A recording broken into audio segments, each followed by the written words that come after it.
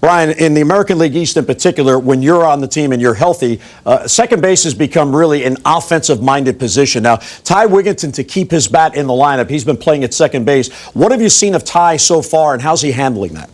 Well, I've been really excited to see Wiggy come into his own. He worked so hard this winter, and you love to see guys get an opportunity to play. He came over here last year. He really thought he was going to play a lot more outfield.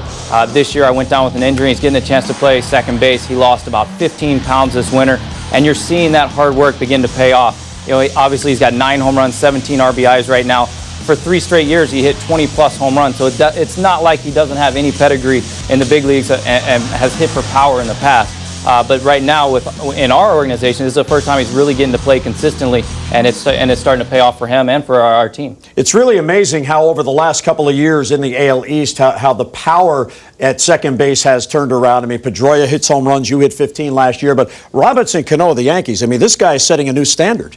Robbie is a tremendous hitter. Obviously, he's really beginning to come into his own. I talked to him when they were here for their series. They were out doing some early work. He was really working on trying to shorten his swing, which you would say is pretty scary considering last year he hit 320 with 25 homers and 90 RBIs. Right now, he's hitting 362.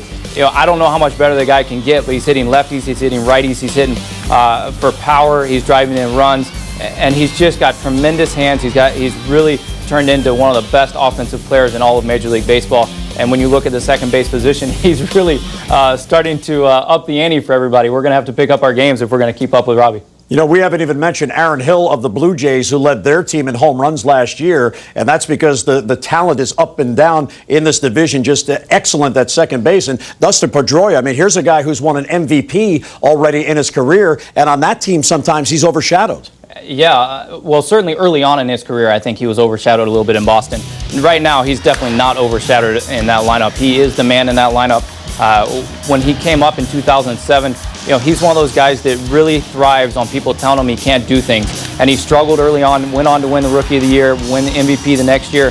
His swing is so short. You see JJ makes a tremendous pitch right there with the game on the line. He pulls his hands in with a line drive. Defensively, he can do it all. He's got a gold glove, turns a double play as well as any second baseman out there.